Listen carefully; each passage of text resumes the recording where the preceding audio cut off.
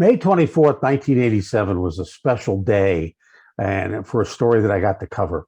It was the 50th anniversary of the opening of the Golden Gate Bridge. So my job was, I mean, this is a pretty big deal. I mean, the Golden Gate Bridge is well known all over the world, and it's just a monument, a structure that people know about. And the 50th anniversary was going to be a really big deal. And so in 1987, I was working for the UPI radio network, and I flew up there the day before, and they had a big party the night before, which I was invited to. And Tony Bennett was there and sang "I Left My Heart in San Francisco." Publicist was there, who had set me up with the interview and some other stuff. And people were getting drunk pretty readily. And so we're just kind of making a deal out of it. And I had gone out to, well, before I get to that, I'll tell part of the story here. The publicist hit on me, seriously hit on me. And it was like, and she was drunk. Okay, so there was probably reason for it, but it was like, no, I'm not going there, and I didn't, which was just the start of a strange weekend to go about it. But anyway, earlier that day, I had gone out to the bridge to scope it out, and I didn't go to the Marin side. I stayed on the San Francisco side, and just see how far out I could go and to check the lay of the land, because I knew there were going to be a couple 100,000 people there, and for the celebration in the morning, and you never know how that's going to turn out, and it was going to get kind of crazy, and it did. So I just went out and checked out the lay of the land, figured out, I did have a cell phone at that time, and the cell phone was about this big, and it was a flip phone and had a little antenna on it, but it was huge. I mean, but I could call, but the service wasn't really all that reliable. It was expensive as well, which was on the company, so it really didn't matter to me as far as that went. But the reception just really wasn't great. And I didn't know what kind of reception I was going to get on the bridge. So I went out on the bridge, I called the desk, and the reception was okay, but again, who knows where it's going to go. And then there was a little building on the San Francisco side where they were allowing press to go there. It was sort of a little press center where we could go and write our stories and file our stories.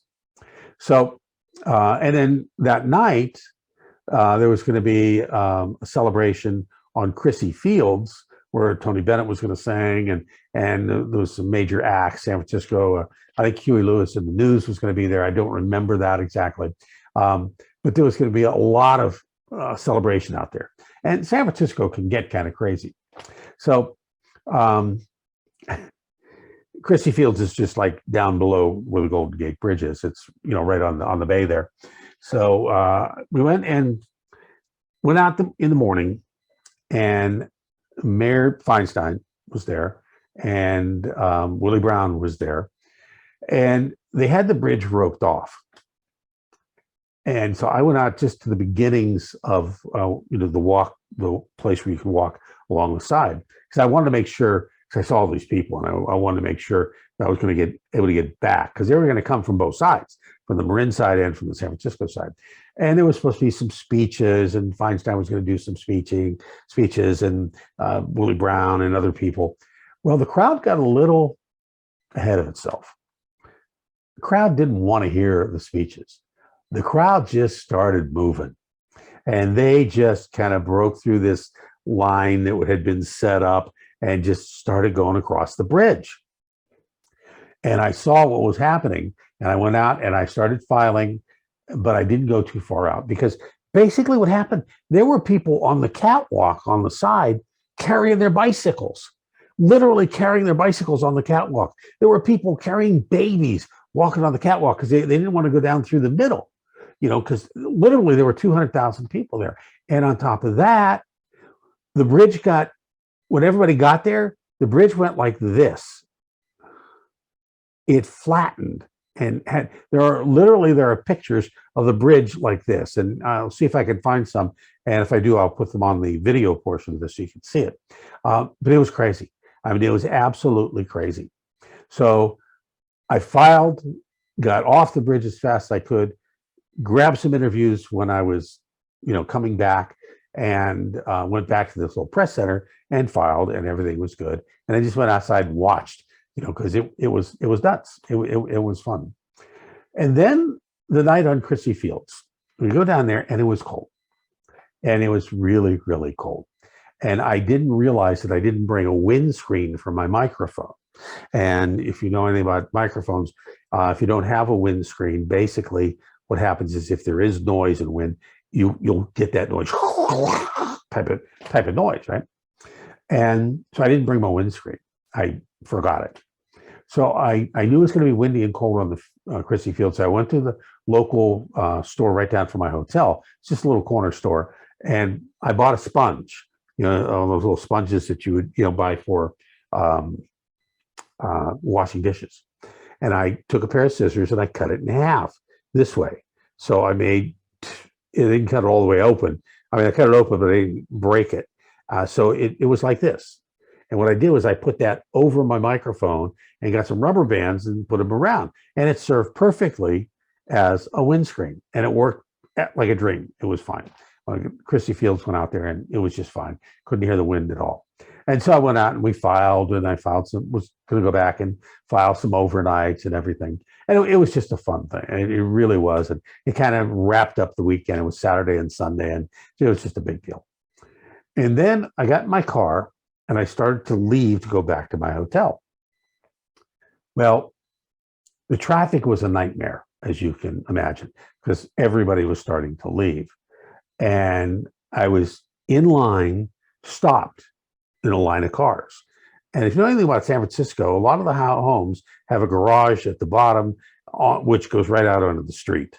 And there's just the garage, the sidewalk, and then the street. And I'm looking in my side view mirror, and there's a car coming out of the garage, backing toward me. And she really wasn't stopping. And I honked my horn. I stuck my hand out the window, way, and she just kept on coming, and boom, hit the rear end of my rental car. So here I am. Okay. So I get out of the car and I said, over there, pull over there. And she pulled over by the driveway, and I went over there. And I said, what were you doing? And she started crossing her legs and saying, well, I had to get someplace in a hurry because I had to pee. And I said, more than I wanted to know, but okay. I said, look, it's a rental car. Why didn't you stop? I wasn't angry, but I wasn't, I was being direct and forthcoming. And she said, oh, I'm sorry. And she was a cute blonde woman, about probably mid-30s, I guess, and she's going on and she goes, this is a direct quote. She looked at me and said, okay, what are you going to make me do to you for it? And I looked at her and I said, what? What are you going to make me do to you for it? And I had to digest that. And then I realized what she was saying. And I said, I didn't know what to say. I was stupefied. I mean, I was obviously going to say nothing. I'm not going to do anything. I don't want you to do anything. And she goes, well, my old man's out of town. And I looked at her and I said, give me a minute. I walked back over to my car just to get out of that situation and to get my head straight and screwed on right, and to think about what was happening here. I took a look at the car, and damn, there was very little damage, a couple of scratches, a little dent. I took a deep breath and I walked back over to her and I said, look, we'll exchange phone numbers like we have to. I'll turn the car in tomorrow when I go at the airport, when I go back to LA.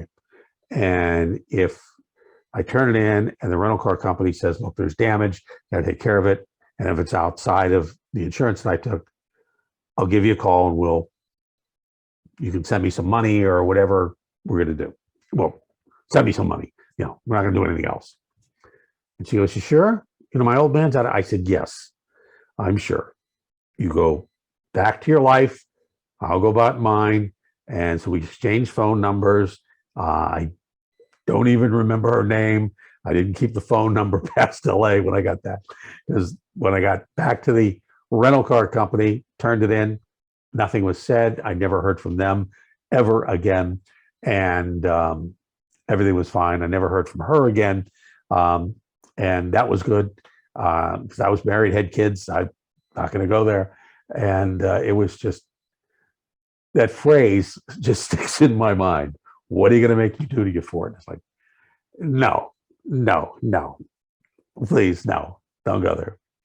So that was the end of a wild weekend where life could have taken some bad turns and fortunately did not. So that's my San Francisco Golden Gate Bridge ceremony story. It was fun, had a great time, probably one of the most fun events I've covered, and I'm glad it's over. But there we go. We'll have another story for you tomorrow.